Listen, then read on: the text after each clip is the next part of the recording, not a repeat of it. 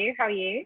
Yeah, good, thank you. For those of you who don't know, this is the gorgeous Khalia joining me for Too Much Sauce this year. I'm loving your background, sis. You know, I really need to get creative with this boring wall behind me. So, You know what? I wish I could take credit. It's a coffee shop.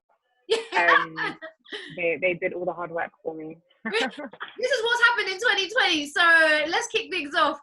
Just want to say, Too Much Sauce celebrates Black British creatives who are making history today. And when I thought about who is making history and who is bringing us joy, Khalia, your name came up as one of the first people. I said, let me just come and just DM and see if she'll spend 20 minutes. But yeah, congratulations on anything with Jamii today as well. It's just been so amazing to see your socials, all of the press and everything that's getting involved. I mean, how's this year been for you? It's been crazy. Like, it's been, started off the year, being like, okay, what are we gonna do for this 2020? Obviously had plans, thought I was gonna do one thing, and then lockdown hit, and I was like, no, we're not doing that. We're doing something completely different. Yeah. And so, because our original plan was, okay, how can we be in real life as much as possible? Because obviously we're a digital platform. So how can we, do events, marketplaces? How can we just be really present? Obviously lockdown came, was like, no, sis, we're going to switch not it up. going to happen this year. Yeah, that was exactly not what you're going to do. So then we were like, all right, cool. Well, how can we kind of take that and go online and, well, remain online rather. And so that's what we did. We did like a whole host of like online events and everything. But then, of course, Black Lives Matter resurged, which for us, it was probably one of the most bittersweet moments ever. Like, cause on the one hand, it was incredibly difficult. It was very, very emotional. But then on the other hand, from a Jamii perspective, there was just a huge surge, like unprecedented. Like, even when I think back at it now, I'm like, how did we even cope? Surge of interest, of people buying cars, of people making purchases, of people basically being like, I'm sick and tired of seeing these headlines, of hearing these stories, of knowing that this is what the world is like. How can I, as an individual, make a difference? How can I be part of change and stuff? Yeah. And so that just put us on a whole new trajectory. Like you said, we was getting featured in publications left, right, and centre. Had a whole lot of like opportunities arise, partnership opportunities. We did like our very first pop-up in Box Park Shoreditch last month, which was incredible. Yes, huge. Yeah. So the year has looked nothing like what I thought it was going to look like, but it's been really, really good and really interesting nonetheless. Yeah, no, absolutely. I mean, even to say from last year when we was both at Bauer, I was hosting their event, you guys had the pop-up shop going, and people could just see this exchange of what it looks like to support Black businesses. And so for Jamii to be the discount card and the party and the hub, if you want to shop Black-owned businesses, Jamii is the place to go. I mean, it's a really nice feed when you're scrolling, you're thinking, I don't need tights, but now that I've seen it, or I don't need this cream, but I might just have to just cop it. So you're the home page, really, when we think about Black British businesses. And Too Much Sauce this year is celebrating Black British creatives, but the theme is joy and resilience. And you have brought so many of us joy, because when we think about Black businesses, a lot of them have sold out. A lot of them are like, right, I don't have anything left now. So, and that's been because of Jamii. You've been able to help people go beyond the hashtags and the lip service and the ignorance of, I don't really know what to do. Well, put your money where your mouth is and spend your coins. And so that's been a huge win. And of course, Black Pound Day is kicked off as well this year. So it's all been amazing. And you're definitely someone who is championing all of that. So sis, we want to celebrate you. And my first question really is about resilience. And you've kind of said it, where this year's been ups and downs, but my question is, how has 2020 made you stronger? How have you felt more resilient, and where has your strength come from? So yeah, first question, how has 2020 made you stronger? That's a really good question. I think in some ways it's made me more resilient, because it's like, the world is going to keep going on, things are going to keep ticking, things are going to keep proceeding. You just have to accept things as you have to accept the world as it is, and just kind of like push through and make things happen on your terms. Yeah.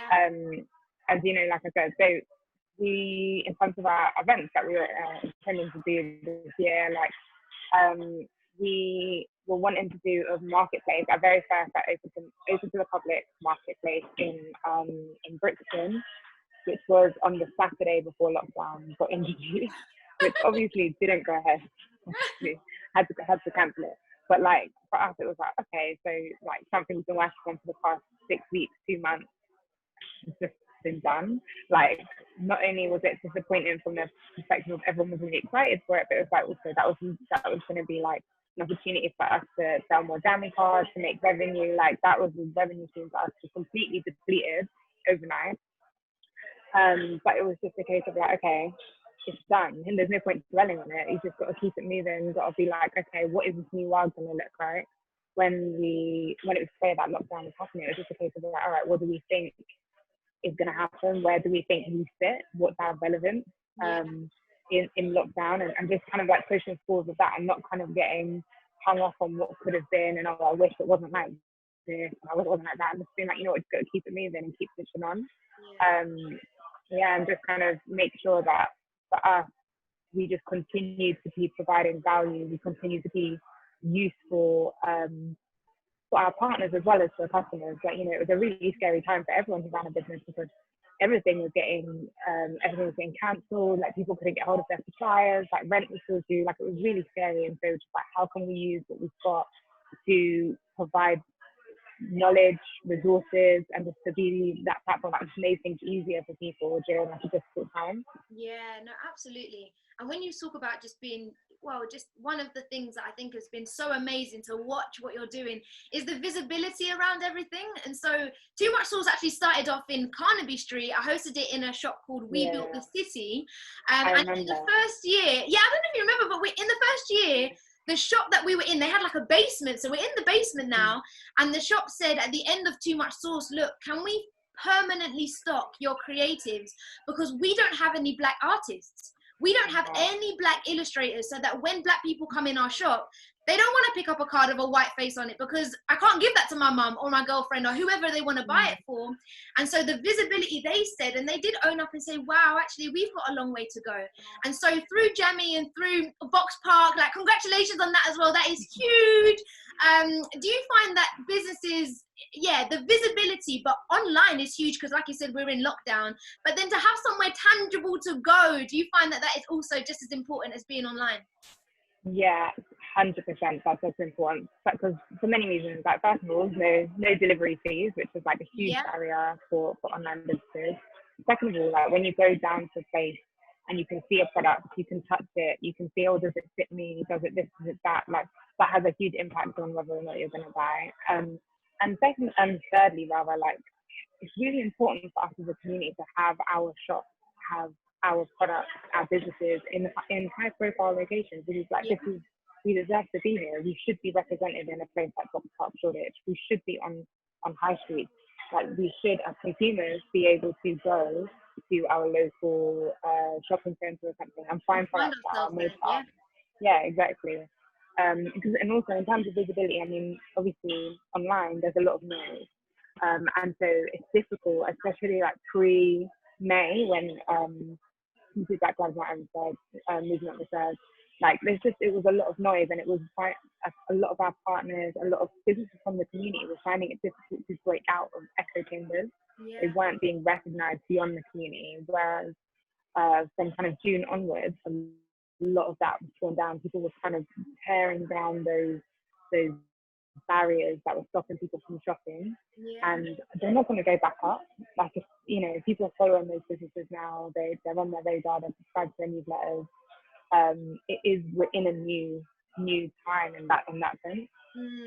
And I just want to wheel you all the way back to when Jamii was just a baby, just an idea, just something you had in your head. Did you ever see, well, I hope you would, because it was always going to boom, but to get to where you are now, just as a creative, because I think there's a good conversation around, a lot of creatives have felt stuck in lockdown, or have felt like, oh, this year has not been my year and I don't know how to pull all of this together. But talking about resilience, you as a creative, any advice for someone who's feeling like, this lockdown has really come and spoiled my plans. How do I have this idea that is dear to my heart and just still very, very small? How would you encourage someone to still keep going on and pressing on?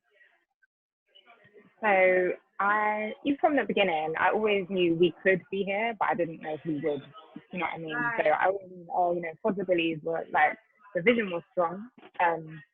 always, well, imagine what we could do if we did this and the other. Like, wouldn't it be amazing if we could, you know, have a pop-up or whatever? But like, that doesn't mean I didn't always know that it was definitely going to happen. I didn't always know that things will work out this way, that way. Like, things have never worked out the way I thought they were going to. You just have to, like I was saying before, just go with the flow of things. And I think for anyone who is feeling like lockdown has not done them any favors, like, it's just a case of like, there are different seasons that I've definitely, at the moment, you know, touch wood, we're riding high and things are going well for us, but there's been real times when things have been such a struggle and there's been real problems, and it's just believing in what you're trying to do, believing in your mission and what you're trying to achieve. Like, that just pulls you, that's what pulled me through anyway. That's what kind of got me getting up when I just couldn't be bothered and I was over it, when I, you know, it was like third time kind of thing. It was just like, it was that belief that the mission is bigger than me and just kind of like keeping me going along. Yeah, I love that. Yeah, it's bigger than you, and that pull along is definitely, yeah, part of the resilience. A part of the journey is, yeah, I don't feel like it today, man. I don't want to do this, and this feels long. But actually, when you see the wind, you're thinking, I needed those days as much as I need the highs, because it's the process. Yeah. And then when you get there, you're like, oh, I'm proud because this journey was not just all highs. There was definitely things in the road to come over as well. And also, like, it's okay to take a day off. It's okay to take a break. Like, literally yesterday, it got to like 3 o'clock and I was like, I'm actually over this. Like, I'm not doing this anymore. So I went outside, because it's just like, you know, you can't be at 100 24/7. Absolutely. It's just not possible. So if it's one of those moments where it's just like, no, then it's fine. Come back tomorrow. Like, it's okay. I'll bookmark this and come back to this because I can't. Exactly. Sometimes you just can't. Talking about days off, actually, talking about joy. I think joy is just one of those subjects that for the Black community, you just can't really escape. There is always something to be thankful for. There is always something that, in the thickest of times, it is amazing how Black people just do not crumble, and there's always a reason to be joyful. So for yourself, the question I'm asking all creatives is, where have you found your joy in big old 2020 when everything is going left and falling apart? For you, sis, where have you found your joy? That's such a good question. As for me, as in the beginning of lockdown, when the weather was nice, I would go for walks by the river, and I'd have like a soca and dancehall mix, blasting, and I'd just pretend that I was in carnival. Yeah. You know, but other than that, it's actually like spending time with, you know, the 6 people that you can now spend time with, or you know, like friends and family, like staying connected, and just more like the simple things, like, you know, okay, we can't go to bars, we can't go to restaurants and do all these other things, but like just kind of like enjoying my area, taking time for myself, enjoying fresh air. Yeah, nothing too exciting, so basic, but like that's kind of like when I've needed a break or when I've needed to do something different, that's been my go-to. Yeah, it's the small things, isn't it? Really the small things. I need to ask you a cheeky question though. Out of all the brands that are on your website, which 1 or 2 or 3 or 10 gives you joy? Just a feeling of like, I'm really glad this brand is here. Which one gives you joy? You know what? I can't pick. I can never pick, because also, like, I'll give you a different answer depending on whether it's wash day, if like I'm looking for greeting cards, you know what I mean, different things. But I think some of my favorite brands, they are the ones who, like, you know, like the art brands where they're just giving you the depicting the community, the depicting our concepts, that parts of our culture, the ways you just never see. That always brings me joy. But yeah, I'm not naming names. If anyone wants to find out, go to lovejamii.com. You'll find what I'm talking about there. I can never pick favourites. Scroll.